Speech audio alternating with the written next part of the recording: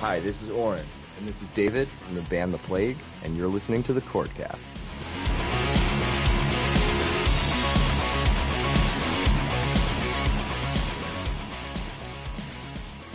Is there something in your coffee?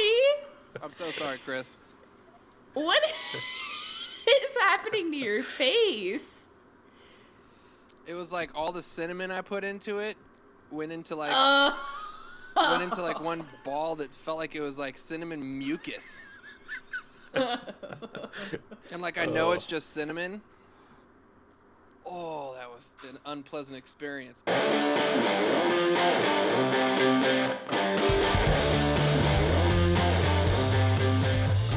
Hey everyone, welcome to the Chordcast number 23.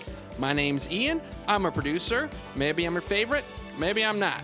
We got a good show for you today with a couple of show reviews, one for a silent film and the other for Silverstein. And of course we have taste tests and torture tracks.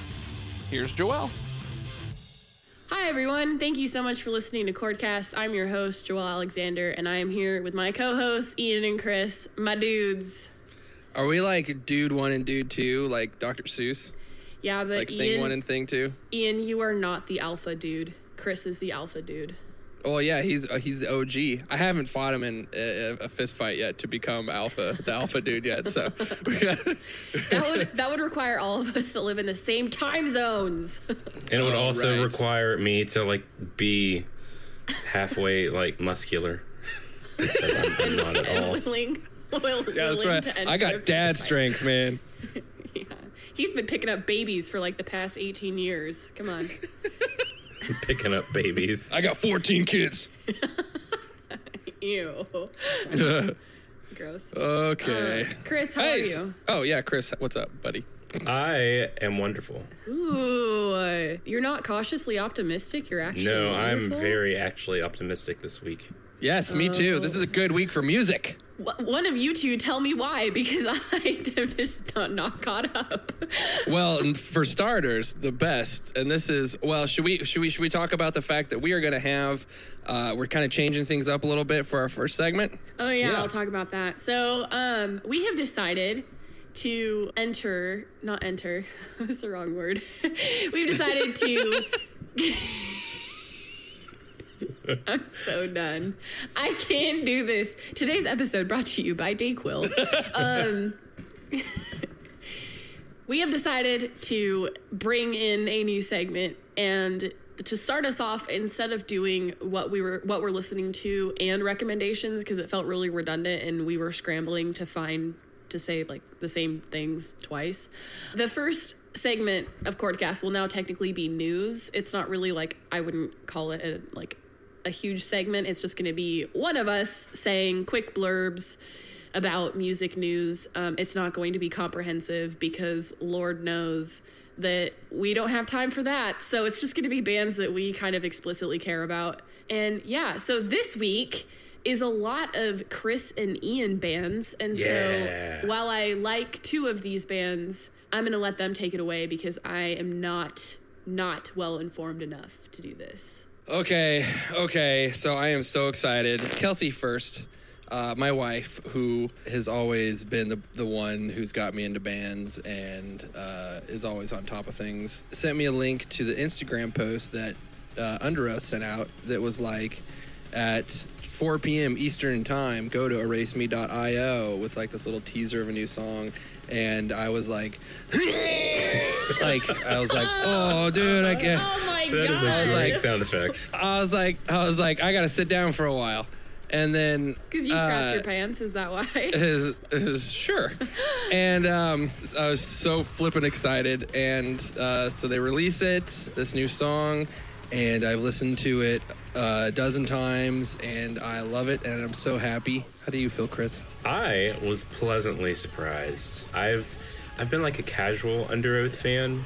I heard their previous 2 albums and really enjoyed them. And when I saw this, actually, when I knew they were getting back together, I was like, oh, okay, they'll probably just, do some tours. And I didn't really expect any music. But I'm glad that they did, because this is probably and I can say this now because I listened to all of their albums now. Well, actually, all of them except one. This is probably up there with one of their better songs. And I don't know how you feel about that, Ian, but it sounds more mature, maybe. Yeah, that's a good way. That's a good way of saying it. Lyrically, it's pretty in line with how they've always sounded. Spencer, the lyric writer. He's always had fairly, I guess you'd call them emo lyrics. You know, so like the chorus is like, "I'm not okay." He's always had lyrics that are kind of on that emotional level. So that wasn't a huge surprise. I guess I don't know if you'd call it a surprise, but Under Oath dropping an F-bomb. For me, it wasn't a surprise because I've kept track of the band, and Spencer has very clearly stepped away from the church, made it very clear that he is wouldn't call himself a Christian as far as I know, and he's already been, most of the band, if you've ever listened to interviews, they all cuss. It's not like a surprise. They just never really have in their songs.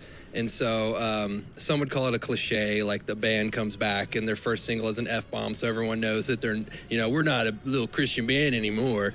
But I didn't really get that feeling. That's kind of exactly what Beartooth. Oh yeah, there's a bunch of bands that have done that. For me, it just wasn't that big of a deal. But I just can't. The drums in it are just sick, dude. Every verse when it's like, and I'm just like, and it's just so. I love Aaron's drumming so much. Yeah, I was gonna stop. I was gonna comment on the drums. I thought they were exquisite in this. And that's something that, when it comes to instruments that are other than the guitar in songs, and of course the singer's voice, I feel like it can get drowned out in the mix. But I thought the mixing for this was really good, and I just listened to it on YouTube, which compresses songs. So I'm really excited to hear a high quality version of this on a good sound system. Yeah, it's on Spotify now, and I listened to it there. And as far as streaming quality goes, I mean, it's fairly similar to YouTube, so nothing crazy there, but it would be nice to get a nice high res version of the song to listen to.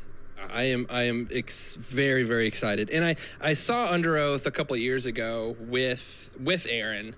They went on a tour where they played through They're Only Chasing Safety and Define the Great Line. I feel like that tour came to Boise. Probably. They were on that tour for a long time, and it was crazy. So they played through They're Only Chasing Safety, and then they did a whole entire stage change, and then came out and did Define the Great Line, and it was such a good show. Oh my gosh, it was amazing. And Aaron was back with them at that point. So they were the band that Next up. What? Next up. Oh, fine. Okay. Jeez, we're just... For news. Cruising. Okay, sorry. I just got so excited. Okay, Chris, I know, what's song number two? I know. Well, it's not really song number 2. This is actually breaking news, not really breaking news. The new Breaking Benjamin album, Ember, which we've discussed, at least one of their songs on here now from it, is coming out in April. Ooh, 2 April albums. That's also when Under Oath is coming out. So yeah, 2. What day in April? I'm not sure. I knew it, but I didn't write it down. My birthday's April 7th, and so Under Oath is giving me a birthday. It actually might be. Album. The funny thing is that it might actually be. I'm just going to look that up really quick. April 13th. All right, nice. So, yeah, really looking forward to that. They just dropped a new song called Blood, which I'm really stoked about. I don't know if you guys took the chance to listen to it yet. Did they drop it, or was it leaked? It's on Spotify. Well, it leaked a few hours before it was put on Spotify. Oh, okay. So, yeah. It's a solid song. It's on a cool Spotify song. now. I am... That's why I said I'm, completely, fully optimistic now, because it's 3 really good songs. Like I said, this might be their heaviest album since Saturate, which was their first one. And if it keeps, this up all the way through, it might challenge for my favorite with Phobia, which would be saying something, because that's one of my favorite albums of all time. Wow. Now so they've released 3 songs in a row, and each of them are solid songs. In me, as someone who's never been a Breaking Benjamin fan, and has had a unjustified kind of not liking of, I didn't like them for really no good reason. I've been impressed by these songs. So now the thing is but what if these are the only good songs? Like when they put all the good jokes in a trailer for a movie. So that is one thing to worry about, but yeah, we'll see. We'll see. This is the first time that a Breaking Benjamin album will have songs that are mainly written and composed by all of the members rather than just Ben himself. So I think that's why we're seeing a little bit more variety. Not necessarily in the lyrics, but definitely musically. We're seeing a little bit more variety and just not standard, rock. All right. That's the news. So the new Muse song. Yeah, there is a new Muse song, Thought Contagion. I know, Joelle, you don't like God, you sound really sick. You gotta get that checked out. Yeah, I am really sick. God. Yeah, Ian, what you think of this song? I really enjoyed it. I thought it was a great song. It's been a while since I listened to it when they dropped it, and I haven't listened to it since, which maybe tells you something. For me, it feels like it's a return to kind of older Muse, which I've wanted for a long time, and they even got a grand piano in there, and I thought it was a good song. For me, it's super, super solid. It's not overkill on vocals, like they're not trying to be, at least on this song, they're not trying to be Queen. I was pleasantly surprised with this, but just because I was going in thinking I would just hate it the same way I felt about Dig Down, and I didn't hate it, which was a plus. It sounds like a rejected B-side from Absolution, which... Okay. Which is fine with me. Yeah, I mean, I would rather have a rejected B-side from Absolution than, quite frankly, an A-side from Drones. Oh, yeah, for sure. But, I mean, it's not a perfect song. There's some things I would change about it, like the backing chorus. And the Thought Contagion part, I would probably change to instrumentation, just because I feel like every band is doing that, backing chorus, like epic feel now. For sure. 30 Seconds to Mars is notorious for that, for their past couple of albums. Yeah. But, I mean, it's not a bad Muse song. Like, it's definitely grown on me. It's very catchy, which is good. Yeah, we'll see if the rest of the album sounds like it, or if it's just, like one of those one-off songs. Yeah. All right. Well, that's it for the news. I should find a news sound clip that's like... I'm pretty sure that exists. Yeah. If you look hard enough on the internet.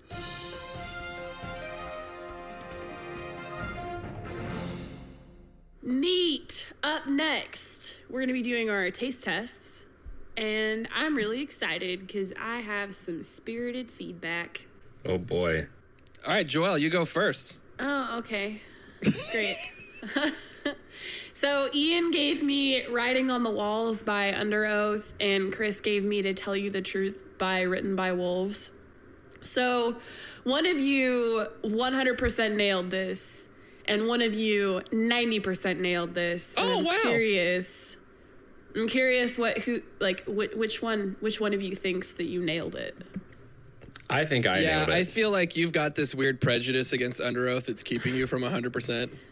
Why do you guys know me so well? Yes. So, Chris, first of all, holy crap, why have you not told me about this band before? Because this song was dope.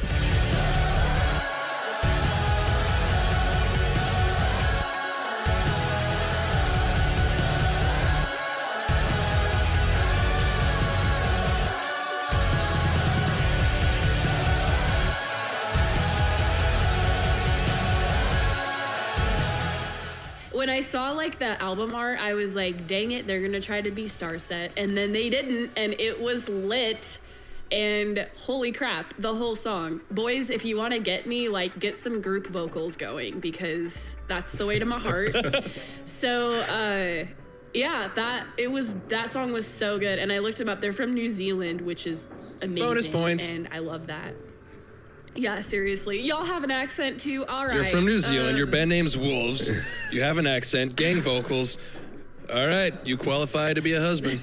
You can... I was going to go with a Grammy, but sure, I'll marry one of them. I guess I have to. No, it was seriously such a good song. I am 100% going to listen to more. The only reason I didn't is because I was under the wire for this taste test. So... super Sweet. great song. Really excited to see if the rest of their album is similar to that song, because that would be dope. Yeah, I can't comment on whether or not it is, because this song showed up in my Discover last week, which is why I just now. Why you're just now hearing about it. I thought this was like a secret a Chris original. Yeah. No, it's not. Chris original TM. You'll have to let me know though, because I've not actually listened to them beyond that song. So. Yeah, for sure. I will definitely let you know. So, Writing on the Walls by Under Oath. Good song.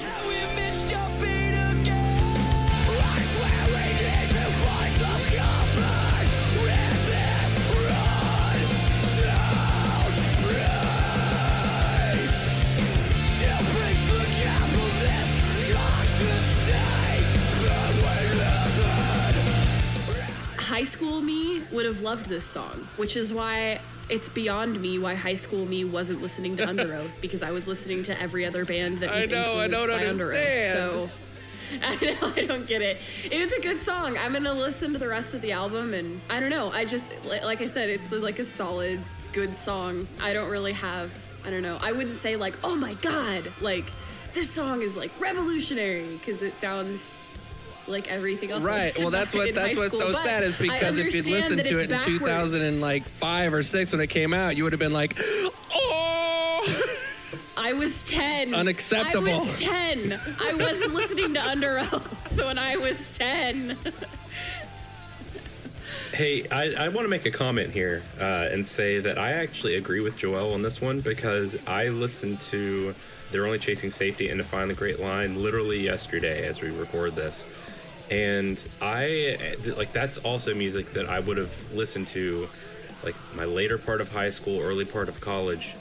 And for whatever reason, I didn't go beyond the 2 Under Oath albums that I knew. And I don't know why, because this is like right up my alley in terms of the kinds of music I like. I guess I was expecting it to be like heavier, and back then I didn't listen to as heavy as music as I do now. So I don't know. There's such a huge nostalgia factor for Under Oath fans. Like, that's the biggest part, because you like, yeah, if Define the Great Line came out today or in the past couple years, it wouldn't have made as big of a splash. But like at the time it was like mind blowing, and they were like the kings of metalcore.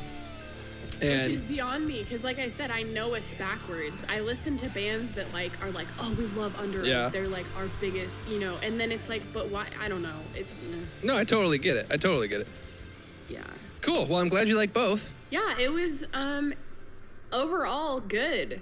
Nice. And I would like to say again, boys, let's just remember that both of these songs were relatively heavy, and I liked both of them. So stop giving me folk indie crap, or I'm gonna lose it. It's called expanding your horizons. I know my horizons. No. They're well defined. I disagree. I hate you. Okay, Ian, go ahead. Okay, so I was given Writings on the Wall, which is hilarious, by Nor'easters. I know. Do you want to know why? Why?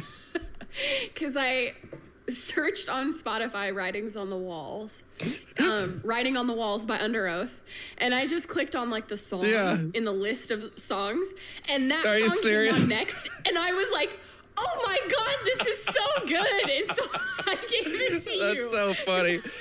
Oh my gosh. It was, literally that's what happened. And okay, so that's so funny. I spoiled it because I told you that I like it. Shoot. Oh, no. Oh, no. Like, it's fine if you like it. I don't care. The question's whether or not I like it. Let's find out. So, I was given that song, Writings on the Wall, by the Nor'easters, which I think is a horrible, stupid band name, but they're a cappella, so I'll give them a break. And then I was given Beautiful Unconventional by Wolf Alice by Chris. And I know he's a huge Wolf Alice fan. And I tell you what, so am I. I just haven't listened to them enough. And so I'll start with Chris's song, Beautiful Unconventional.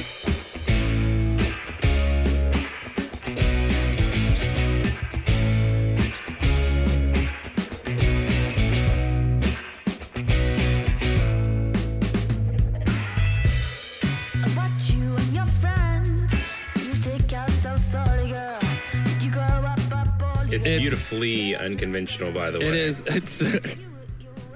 It's a killer song. It's such a good song. I love everything about the song. I love the spring reverb on the guitars, the saturation on the vocals, which is super overdone right now, especially like in alt indie stuff, like pop alt indie. Everything is saturated. Vocals are all which is another word for distorted, if you guys don't know. And so I love the way the drums sound. The drums are more laid back. They're not overproduced or obviously like replaced or triggered. The bass is solid. It's just, I said it's a happy song that makes me want to dance. And then there's the harp into the bridge, which I thought was awesome.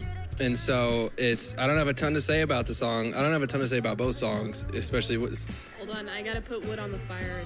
Okay, I'll just keep talking, Joelle. You just go put wood on that fire.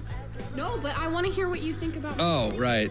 Okay, I'll finish this song and then stop. Just keep talking about this. Okay, so anyways, one thing I really appreciated was that there was no repeat chorus. They didn't get to the end of the song and then repeat the chorus like 4 times, which happens so much nowadays that I noticed it didn't happen, and I was like, oh, thank God. And so they get in, they get out. It's a good song, and I really do need to listen to more Wolf Alice. I really, really like that song.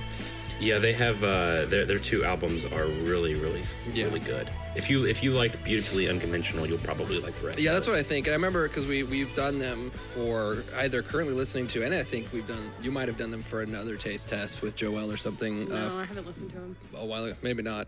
I know for sure they've been on the show before. Well, no, you gave them your best album of the year, didn't you? Yeah, yes. How do you remember I that? did. So because I freaking edit every podcast. Oh, you do? And is that why you're here? Yes, believe it or not. And now I transcribe every episode too, which shoot me in the head. You volunteered for that. I know. Got to get that SEO, baby. And unfortunately, it's showing, all the data shows it's working. So I'm like, oh, dang it. I guess I'll keep it up. All right. So now we'll move on to Writings on the Wall by the Nor'easters. Again, bad name. I would have preferred the Northeasterners over that. You write them an angry letter, let them know. Yeah, the first thing I thought of was Nacho Libre when the guy's like, I have had diarrhea since Easter. That's the first thing I thought of. But anyways, so I threw this on and I was listening to it and I was about 20 seconds into it and I'm like sitting there and I'm like, this is a cappella. Like, at first I was thinking, oh, they're doing this little doo-doo thing and like someone would come in and then, like there's that swell to like I wish I could see in the studio how they do the swell vocally, like and I was like, oh, this is a cappella. And I have a very strong prejudice against a cappella groups, probably thanks to freaking Pentatonics, who came out of nowhere and was all over the place, and I just couldn't stand them, even though they're exceptionally talented. And so anyways, I hear this and I'm like, oh no, a cappella. And then the song keeps going, and I'm like, oh, this song's really pretty.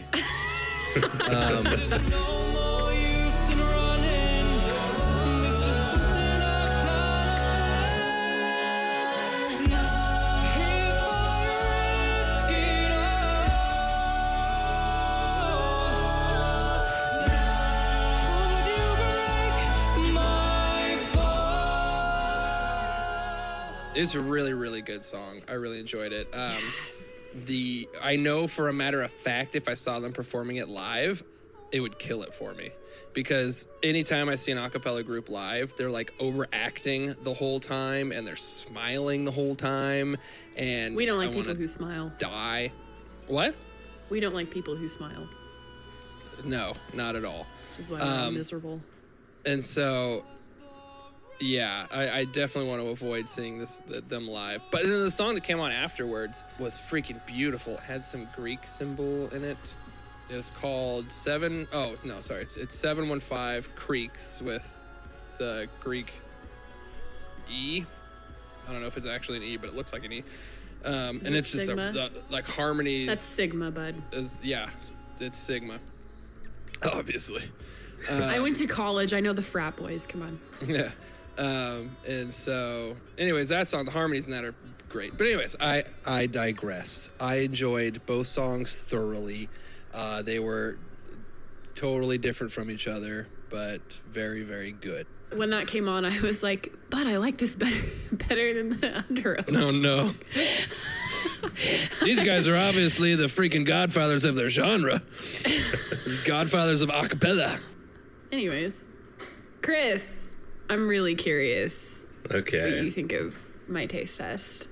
What I did get was Aberdeen by Cage the Elephant, and then some weird song by Ian by a band that I've never heard of. So, What are your thoughts? regarding Cage the Elephant, I've not heard this song, but I have heard Cage the Elephant before. Obviously, they're very Everyone popular has.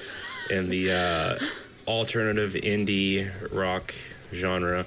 When their first album dropped, it was like really huge because you really didn't have that kind of, like, I'm thinking of the singer's vocal style, and I don't know really how to describe it, but you didn't really have that in like the alternative indie scene. Now you have a lot of them, which it's common whenever a new style of band appears in a specific genre. Kind of have people that like to copy it. Back in my day, it was people trying to copy the success of Fall Out Boy and Panic at the Disco. I feel like every band and their brother tried to sing like them. Now it's like everyone tries to sound like Imagine Dragons, I think. But yeah. I think Imagine Dragons tries to sound like everything. That is true. I love Imagine That Dragons. is true. But I like this song.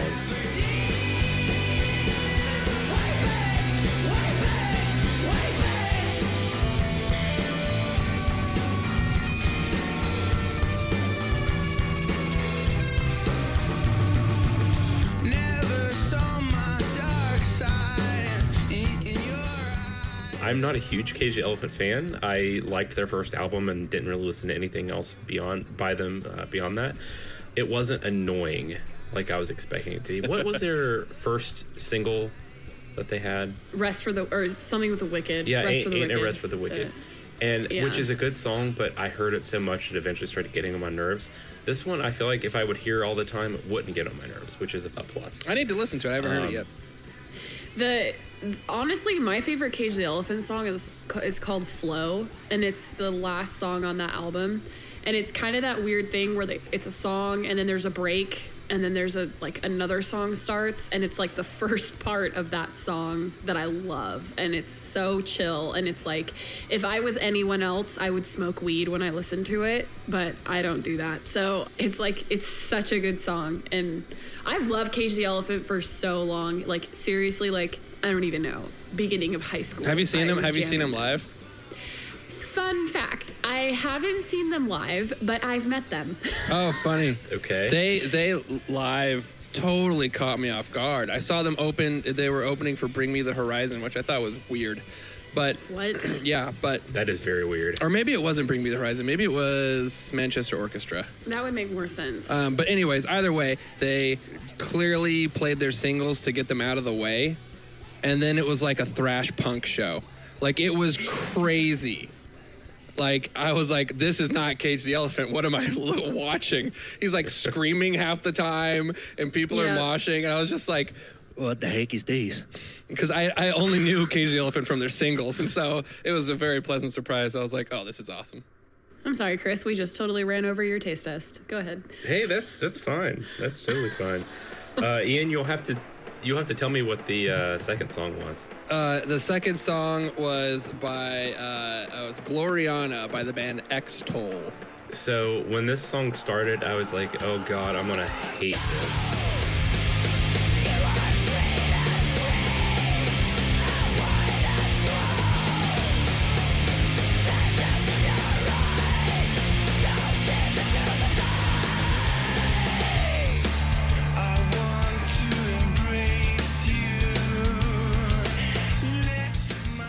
But Oh, shoot. Yes, there's a but. yeah. But I did not end up hating it. It's not one of those amazing songs I'm gonna listen to over and over and over again. It's another typical Ian song, though. It's one that isn't bad, but it's not good. Yeah, I didn't know I would like it just because the guy started screaming, and I was just like, oh God. And I was in the shower too, so I couldn't like stop the song. And then he slipped and broke his hip trying to turn it off. He has 30 $30,000 in hospital bills. Oh, thankfully not. I was very pleased when he stopped screaming, because then the song got good.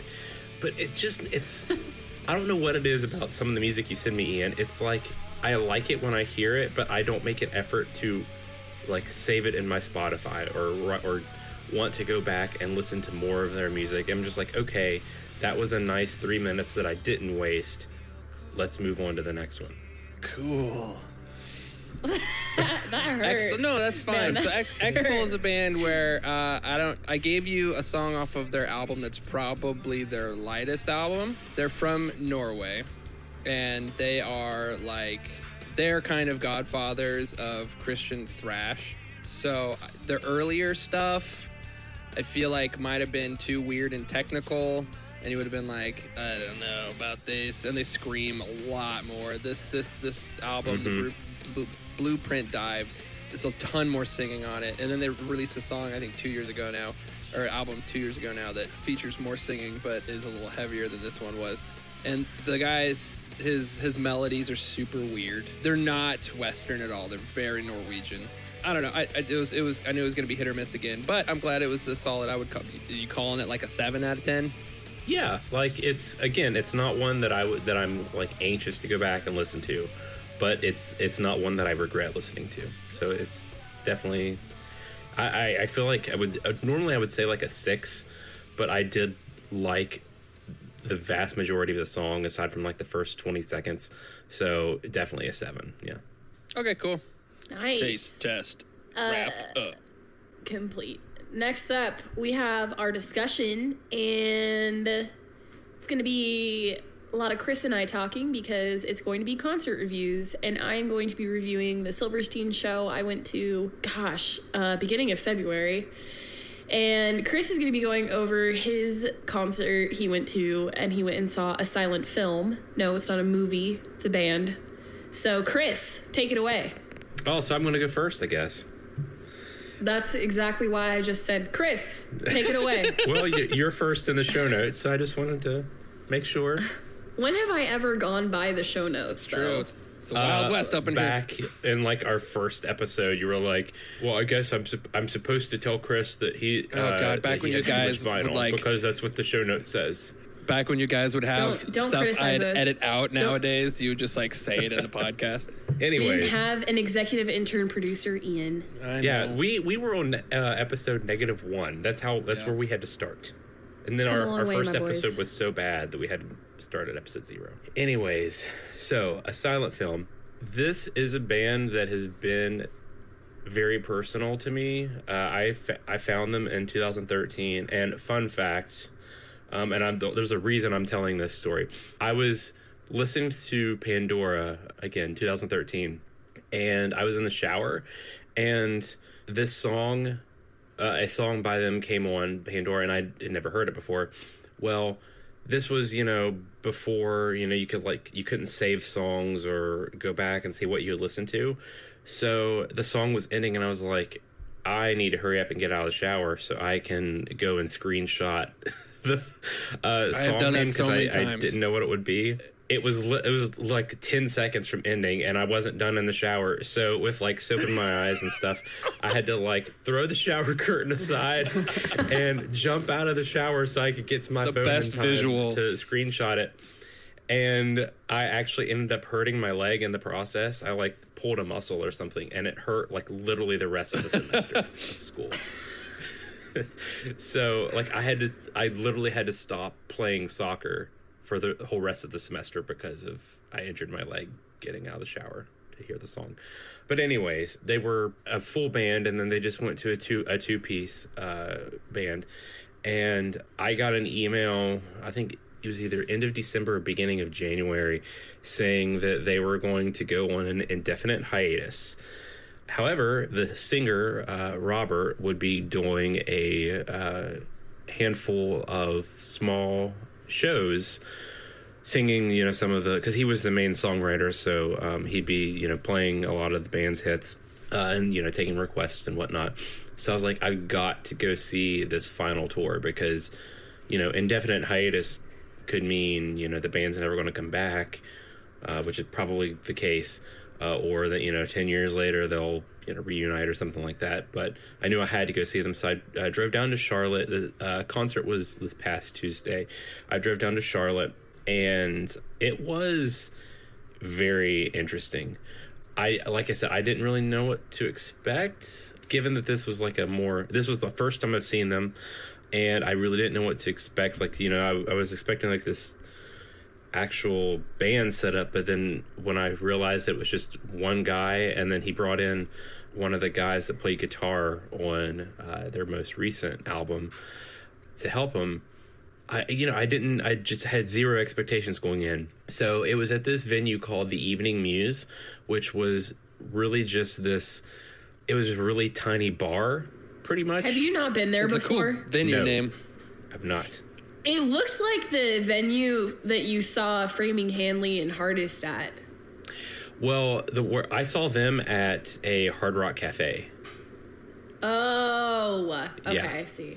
But it was all you have to just Google the Evening Muse in Charlotte, North Carolina, and it's really small. It's again pretty much just a room with a stage and a bar attached to it, and a lot of people. It had good reviews, so I had nothing really to go off of, but it was probably the best show I've been to, and I know that's biased because I've been to a lot of good concerts, but this one was exceptional for many reasons.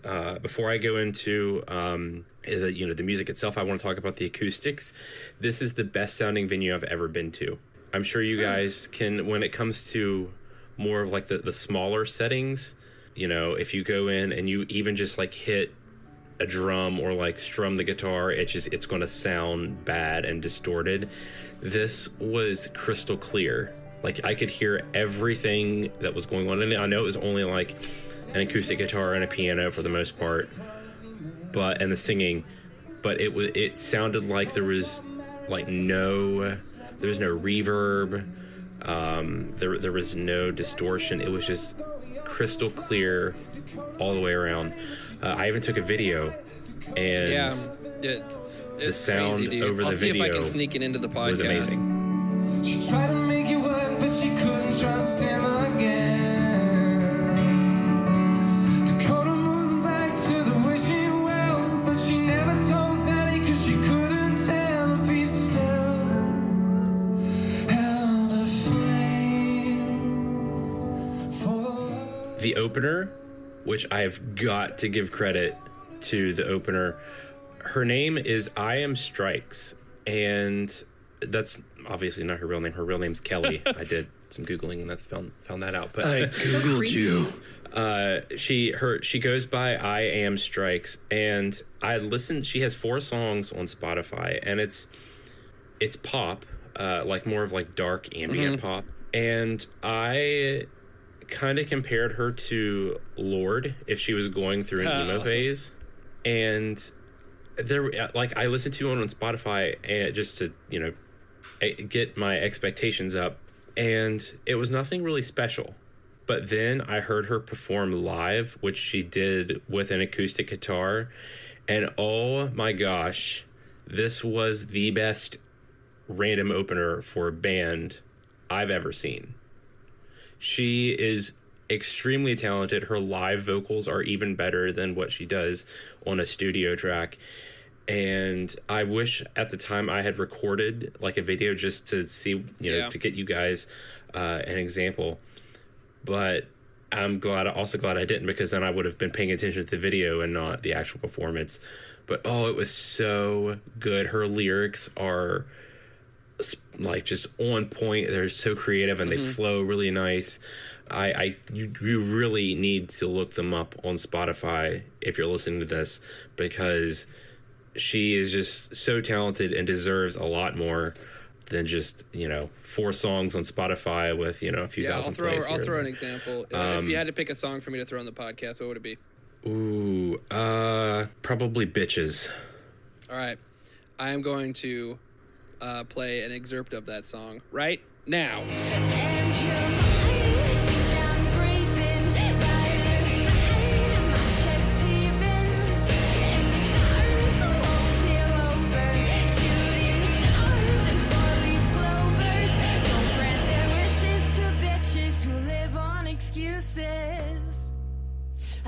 cool. And then after she finished, Robert and Matt, who was the guitarist that he brought with him, came on, and I was just transported to musical bliss for however long they played. And it was funny because I'm pretty familiar with a lot of silent film songs, and not only did he manage to play every single one of my favorites, but he also played some that I wasn't expecting to hear. In fact, one of them is called Cuckoo Song. And he said before he played that they had never played that song live when they were a full band. So he was like, I really love this song. I want to play it. And oh my gosh, it was really good. Like, he did some kind of weird vocal effect to it, and it just made it so good. Like, it made me want to sit there and cry. That's how emotional I felt. And it was also Would you cry sometimes naked in the shower while listening to the band? No comment. Oh, good Lord. Guys, I love you, but this is too personal. I don't want to know you this well. Oh, sorry. Anyways, continue. There's just been a lot of listening to music in the shower in this episode. I tend to do that a lot, just FYI. That's fair. So, yeah, another unique thing about this was that a lot of the times if, like, a band messes up in the show, they're going to just continue through it or just, like, hum the melody and not actually sing because they've forgotten the lyrics. Yeah. There were a few times when Robert forgot the lyrics and he just stopped and everyone laughed and it was adorable. Just because, it's the first.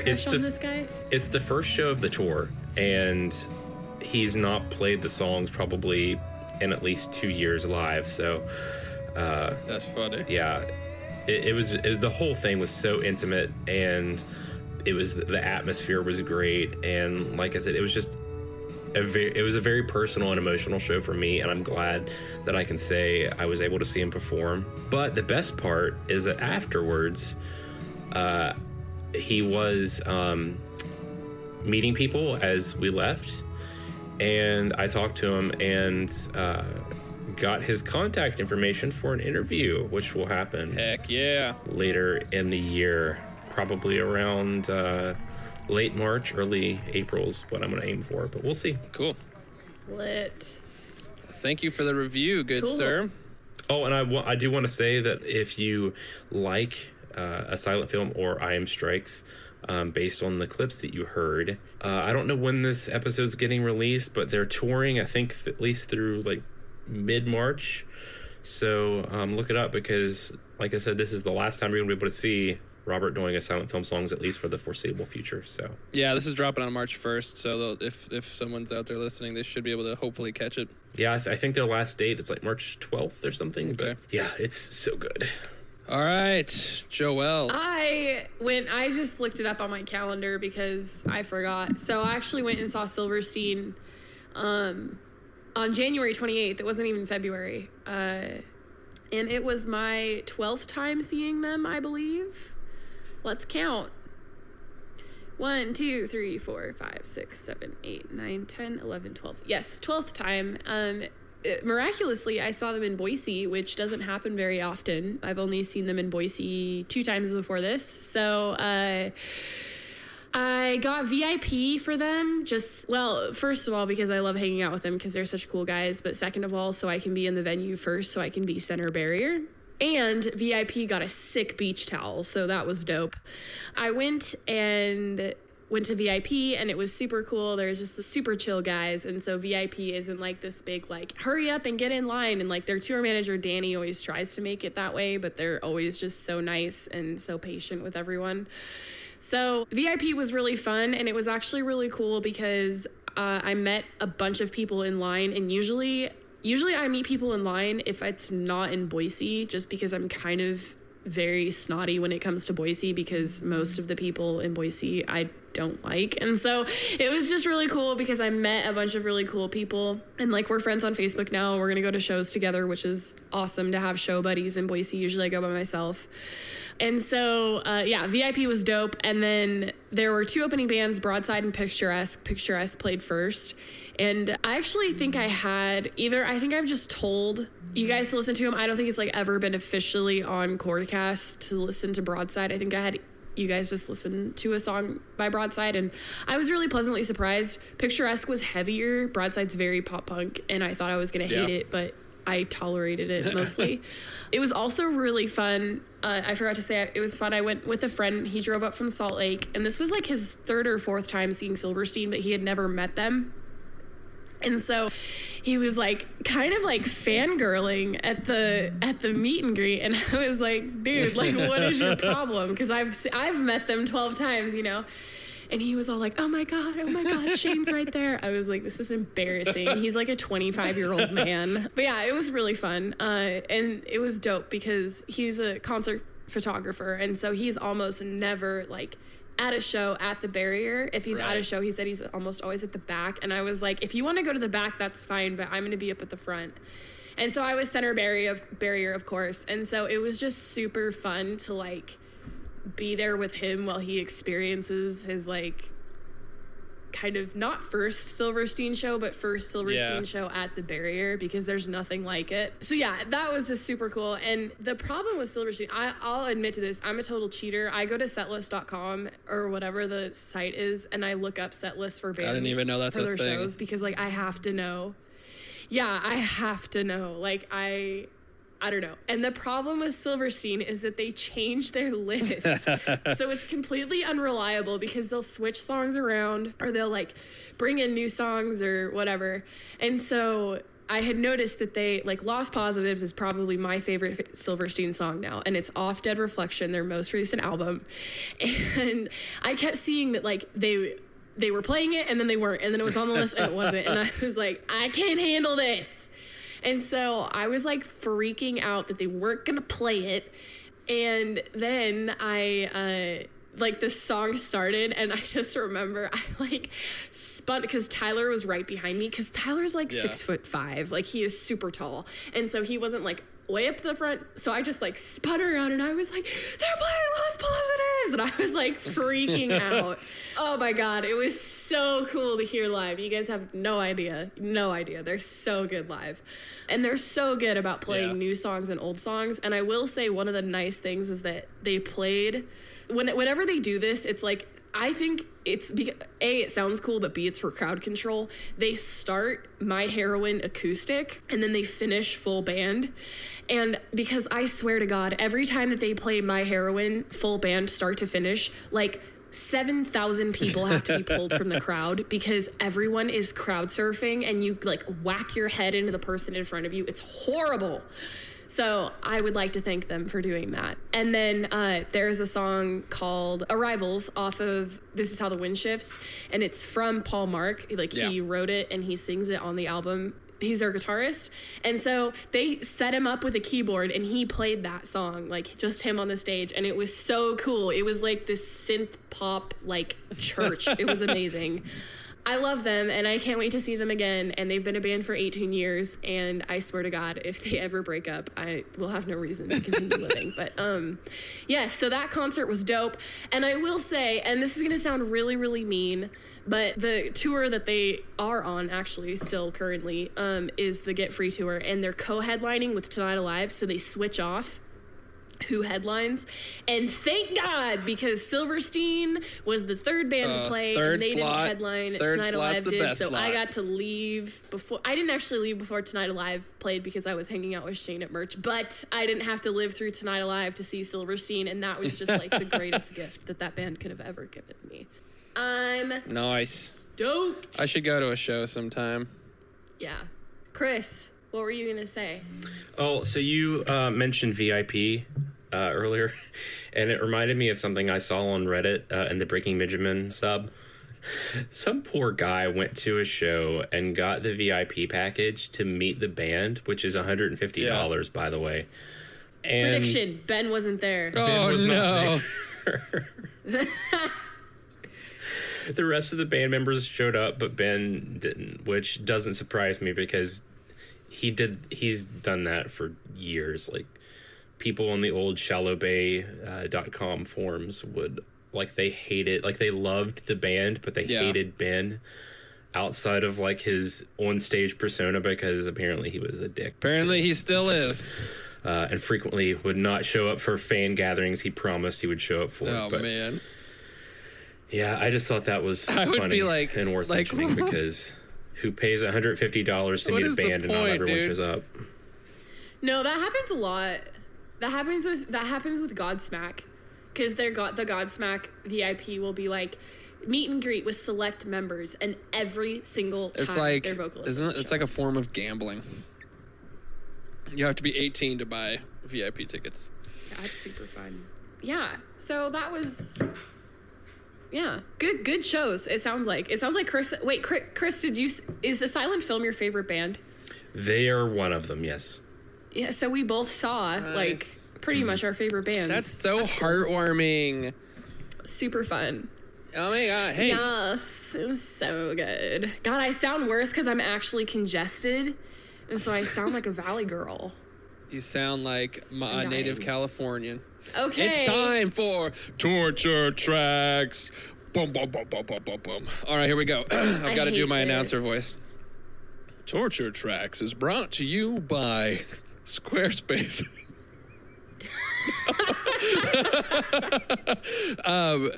No, it's not. We actually use Weebly to host our website, and it's great. Anyways, Torture Tracks. Joelle is our victim this time around. Here's the deal. Again, you volleyed it, man. Here's the deal. She gets 2 songs that we know that she knows, bands that she likes, and then she gets 1 song that's going to be like a pop song. And you have a 1-second segment, a 3-second segment, and a 7-second segment. If you guess both the band name and the song, you get full points. If you guess one or the other, you get half points. Okay? And you get 10 points for the guessing the 1 segment. You get 7 points for guessing the 3-second segment, and you get a 1 point for guessing the 10-second segment, which have we ever given out 0.5 points for somebody only guessing a song? I don't think we've done that yet. We have no 0.5s in there. No, we just have zeros because you and I suck, Ian. Dude, yeah, we're not doing so hot. But Joelle, I feel like this is going to be good. This is going to be good for you. I don't know. You guys are pretty cruel. This last time, that was rough. I think there's 1 song that you're either going to totally know or not know at all, but the other 2 I think you're going to be good on. Oh, good. Okay. But it is, I will say right off the bat, it's the pop song, and it has 177 million listens on YouTube. So that means nothing to me. It is absolutely popular. Okay, are we ready? Are we ready to get rolling here with song number 1? Yeah. All right, here we go. Here it comes. Friday by Rebecca Black. Yes! Yes! Yes! Oh my gosh, you freaking nailed it. I'm so excited you got that. Was that the one that you guys thought I might not get? Yeah. All right, here we go. Here's the 7-second version, baby. Woo! Partying, fun, looking forward to the... And it's Friday. Dude, it is Friday. I listened to that song. It's been years, and I was like, this is so bad. Like, when it first came out, that was the whole thing, is how bad it was, right? Like, hilarious. It's so bad. But, like, oh my gosh, it is so bad. All right. So good job. 10 points. Boom. I'm so effing stoked. Okay, good. All right. Here we go. Ready? Here's song number 2. Nope. 3 seconds. Okay, here we go. F!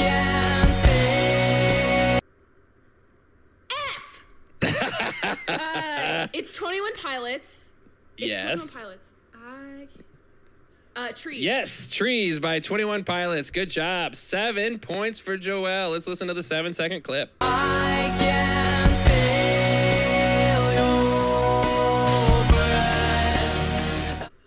That song is so good. So good. So many Okay, feels. I was like, we're gonna do. I feel really good about this one. You're feel really doing good well. about this Torture Tracks. I was like, I want to do 21 Pilots, but I wanted to go back to like old school a little bit to see if you could still guess it. All right, song number 3. Here we go. Hold on. I just want to ask for clarification. If I say an artist and it's wrong, can I still go to the 3 seconds and guess? Or do I take a 0? You would take 0. Okay, 3 seconds. Okay. Go outside! This is what you wanted. Both of us out in the open. Oh, NF. Thank God, because I almost said Enter Shikari. Oh. Okay. What's the song? That's NF. And is that intro 3? Yes. Holy Yes! crap. I think you have the highest scoring. You might be tied with Chris, actually. 27 points. Yeah, Chris and I are... No, 24 points. Good job. All right, here's a 7-second clip. Dude! Go outside! This is what you wanted. Both of us out in the open. Let's do it then. I mean, why are you doing this? I know that you're mad. But All right. First of all, that whole album, man. God.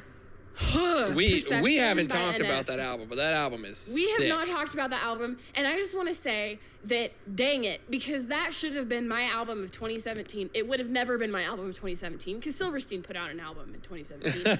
But that album is so good. Holy crap, dude. It is a really good album. I'm shook. I'm just shook. You're so Dude, shook. I killed that torture You track. really killed that. I So killed what it. are we at then? Because this is crazy. I'm beating Chris. So I have 60 points, Chris has 46 points, and Ian has 29 points. Oh God. Ian, you suck. Oh wait, no. Okay, I'm gonna give it to Chris because Chris has got to try to beat me. Right. Well, now Chris is gonna jump up to like 65 points, and I'm gonna be like, "Hey guys, remember me?" Just think of the tortoise and the hare, Ian. Nah, I don't think that applies in this case. No. 'cause Okay, Ian what are we listening to, sucks. folks? What are we listening to? I'm listening to Perception by NF, so I'm just gonna go right out Boom, the gate. there and it say, is. Go listen to that. There it is. Boom. hey, where's my shovel at? Probably out back where it always is. You can't get rid of all of me. I'm the reason why. Shut up, I don't want to hear another sentence. Hey, man, app. Is it me or the fear talking? What a dumb question. Yes, real music to the day we die, right? Yeah, ain't that the slogan, Nathan? Thought I told you to keep your mouth shut. I mean, so what? You know I never listen. Let me guess. We gonna dig a hole. Done. All right, Ian, I what are you am listening to Hyalung, which is, I sent this to you guys. They're a crazy, freaking amazing, they're Danish, I think. They might be German, but I think they're Danish. Band that's like, they just do like old Viking pagan music. And it is the most freaking amazing thing I have heard in such a long time.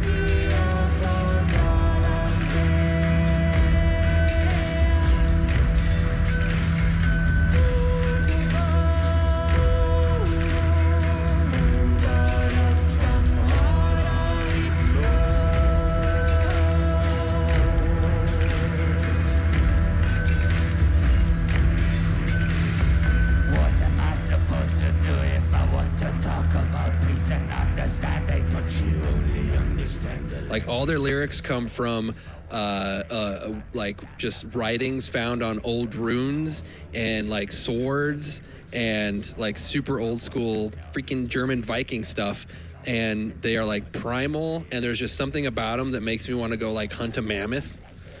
Like they are amazing. Whenever a song can inspire you to do that, you know it's good. Dude, I'm about to go jump out this window 10 stories down and hunt a mammoth. Anything's possible in Vegas. That's true. There's probably someone dressed like a man. I'll send you guys a Chris. picture of it later. I am listening to and also recommending I Am Strikes because why not? Until then, you are my yellow paint, and when they ask me, I will say that not a thing can make me straight. I'm a canvas for your pain. Well, today. I know I already did that in like mid-show, so it's kind of a letdown, but this is an exception because, yeah, Lit. so good. Oh, and fun fact, she at her little merch table was giving away lyric sheets, like handwritten lyric sheets. Oh, that's cool. Which I wish more people would do. So I found one that, like I was looking through them, I found one that like is it felt like personal, like it meant something. Like I didn't just want to Yeah. get some random song.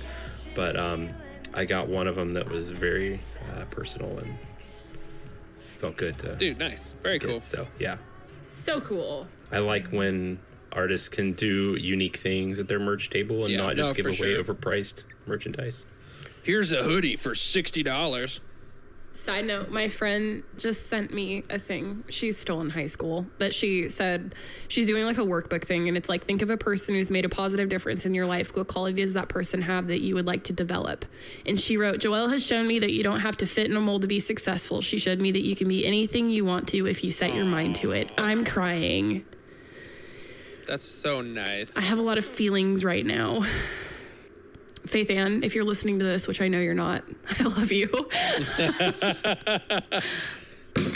That's always nice. That's Super cool. super encouraging. I know. My friends are so nice to me. Awesome. Well, it was super cool reviewing. I feel like we did a lot of reviewing. This was a lot of episode. reviewing. We did Yes, a lot of we did. thoughts. Hey, should we preface what our March plans yeah, are going let's to do be? that. Chris, I approved it because I was on NyQuil when you sent that email or that message. I'm fairly certain and I couldn't Joelle quite has understand no what you were idea saying. what it actually is. I literally have no idea. So I would love if Chris right now is going to explain what we're doing in March. For the record, I told them that we could do it, and I have no idea what we're going to do.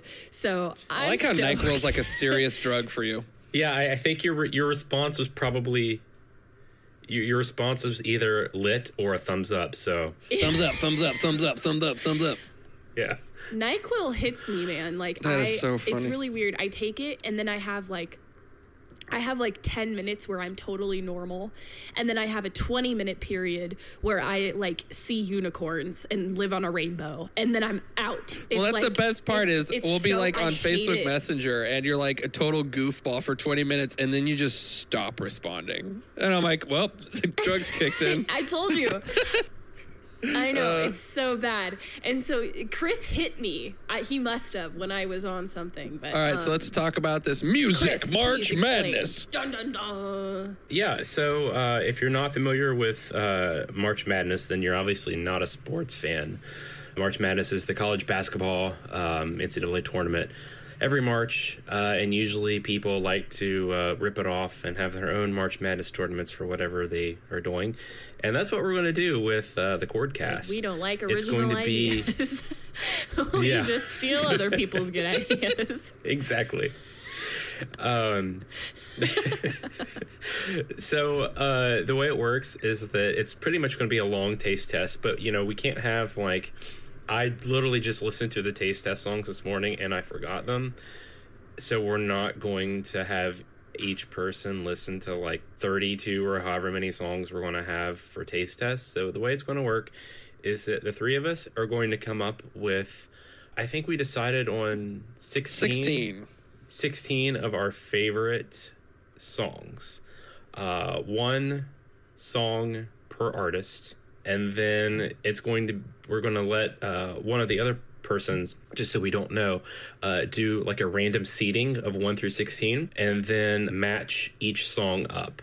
So, like, let's say I pick, I don't know, a Frank Sinatra song and a Breaking Benjamin song, and they get matched up together. I have to pick, based on what I know, the song that I like better. And then eventually, once the three of us get through the end of our bracket, we're going to have one song that is going to be the winner of our bracket. And then we're going to have a fourth bracket made up of, I guess, as close to an equal amount of songs as possible between us. And then this is going to be split up between 2 episodes. The first episode is going to be, we're just going to go through the 3 of our brackets. The next episode is going to be going through the wild card bracket. And then at the end, we'll have a final 4 songs. And then we'll have we'll have to vote on the ones that we like better. There's going to be a lot of arguing, I feel like. A lot of This is arguing. going to tear us apart. A lot of arguing and a lot of hurt feelings, maybe. We'll see. I feel like I'm going to quit the show a lot. Probably. Well, Bye. like you're gonna have to pick. You're gonna get like a Silverstein song and I don't know, Amity Affliction or something. And you have to pick Silverstein. Well, yeah, but you know what I mean. Silverstein's gonna win over. Well, here's the thing: is how do we do this without Silverstein automatically winning? Right, because we could just finish and put mine to the 4th bracket right now. Like, it's going to be Silverstein. Well, that's why that's why it's up to me and or Ian to do the matchups. So we don't put our strongest song against our weakest song right off from the start. Like, it's random seeding, so you can have the chance of, like, again, Breaking Benjamin and Frank Sinatra, like, those are my 2 favorite artists. If you put my favorite Breaking Benjamin song and my favorite Frank Sinatra song up together in the first round, like, that's gonna, one of them is going to go out. That'll be rough. That's what I'm saying. Yeah. Here's what we got to do is we got to. I suddenly don't want to do this. You already approved it. Sorry. Pit a Silverstein song against a Silverstein song. Oh no! Then they both what lose. would I do? I don't know what I would do. But yeah, that's the general idea. Like, we'll have it'll be set up better when we do the actual recording. Yeah, this will be fun. So, Chordcast listeners, that's what you have to look forward to, us starting World War III between ourselves. Yes. That's all, and we will be seeing you guys next time. Aw, Joelle did so good that time. Everybody, round of applause for Joelle. Now it's just me stuck in last place, and I'm just never going to get out. I can't wait for March Madness. It's going to be crazy for the next 2 weeks. I hope you're looking forward to it as much as we are. We will see you on March 15th.